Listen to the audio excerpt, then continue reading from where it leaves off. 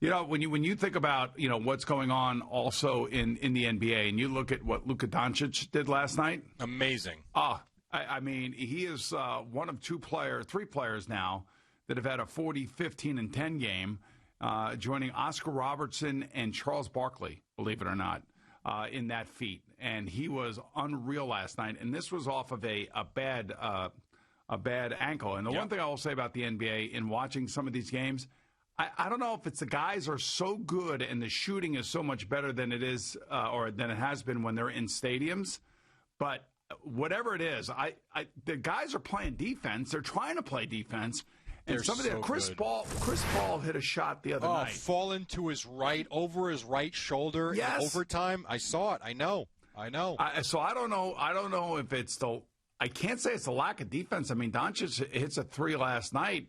To give his team the win, and he's shooting it right over the defender. I don't think it is lack of defense. I've watched a lot of these games, and I think the energy has been very good. I think for the most part, the defense has been so much better than we usually see, where guys just kind of give up lanes to the basket, and sometimes they'll just quit on a play. There was one play that was interesting from the Laker-Blazer game Saturday night, where there was a play at one end of the floor, and there was a fast break the other way. Anthony Davis and LeBron James just watched it like they never even made a move. And Jeff Van Gundy called him out on it. Right, I'm glad he did. And rightly so. Twice he did. You put that aside, I think the defense has been good. I think you're at a point now, and this is where, and I don't know if it'll ever happen, but where you start to talk about a 4-point play. These guys can shoot with amazing percentages from so far out now. I don't know how you defend it any better. If a guy like Damian Lillard can pull up from legit 35 feet and feel like he's going to make it every time, what do? Like, you can't go run at him from that far. He'll blow right by you. You've got guys like Anthony Davis standing 7 feet tall, knocking down threes. You got guys like Porzingis hitting threes. Brook Lopez hits threes. The game has these guys are so incredibly talented. It is ridiculous. Yeah, but I don't think there's something going on in this bubble, though. There's something. The shooting is so much better. The shooting has been, well, I mean, it is and it's not. I mean, if you watch, I think the Nets at one point yesterday were 21. That's the Nets. Calm down with that. They are a playoff team. Yeah, I'm not your saying Knicks are in a bubble in Chicago. I'm not doing nothing. I know, called the Delete Eight. I'm just saying.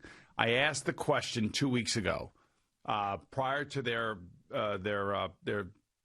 series here. I asked the question, what's the over-under of them winning a game? And you and Gio both said 1.5, and I said there's absolutely no way.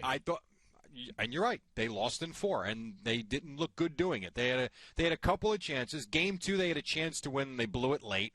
I don't really think they had much of a chance yesterday, obviously. Game 1 was a joke. Game 3, meh. But you were right. Had we made the bet, you would have got your $20 back. I thought they were a nice story. There's no question that they played, and then Joe Harris opted out for personal reasons and everything. That obviously doesn't help. And they were short man from the day that they got there. Yes. You didn't think they'd win a game in the bubble. I didn't. I really didn't. But when they really started playing for real, and they were playing, obviously a much better team. Well, they were playing for real. They still had to get into, but they still had to qualify to get in. It wasn't like they could just go there, lose every game, and still be in the playoffs. I mean, they were playing. They were real games, and they played well after. Right. And remember, their first game in the bubble was an atrocity. It was. But so speaking of the NBA, and I don't know if you guys talked about this last week or not, but the Knicks with the obviously 8th overall pick. Oh, we talked about it as they went backwards. They went backwards, is right, because the Knicks have no luck whatsoever. So I was thinking about the Knicks. Okay, so Tom Thibodeau is the coach.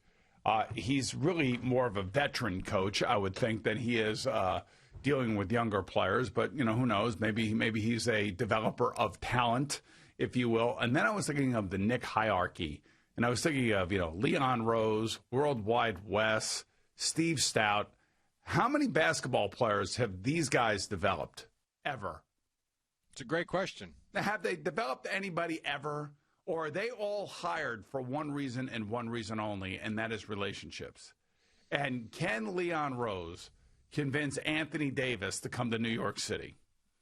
When Anthony Davis opts out of his contract, And I think the Lakers could offer him a 4-year supermax contract for like $150 million or some God-unforsaken number. I'm not really sure, but are these guys going to be able to attract talent? Because to me, that's what it sounds like James Dolan is doing here. He is hiring guys that have, connections, that have friends in the business, and they're trying to redo whatever Knick culture there is. And I'm wondering, is there anybody that is a part of this group that has developed any players? Any of the new group, the new guys? I don't know the answer to that. But to answer your question about Anthony Davis, I would say no. I think if Anthony Davis was playing in Toronto, Charlotte, New Orleans, places like that, I would think you would have a great chance to get him to New York. He's in L.A. with the Lakers, with LeBron James winning basketball games. If they go on and win an NBA championship, and they've got an opportunity to win multiple championships, you can't tell me he's not living the life out there. If he was anywhere else, I would say maybe. But do I think the Knicks have a chance to get Anthony Davis here at some point? No. My opinion, not until he's in his mid-30s.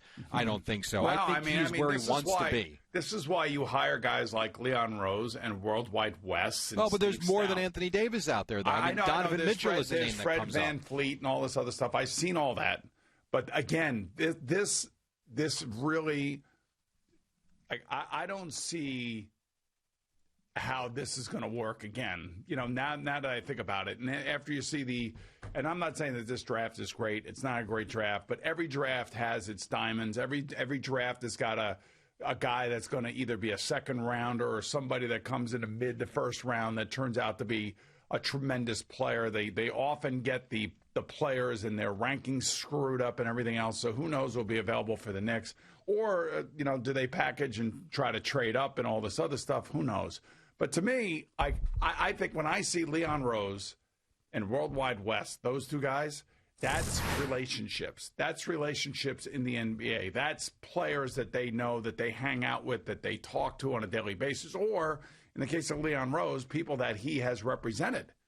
That's why you hire guys like this.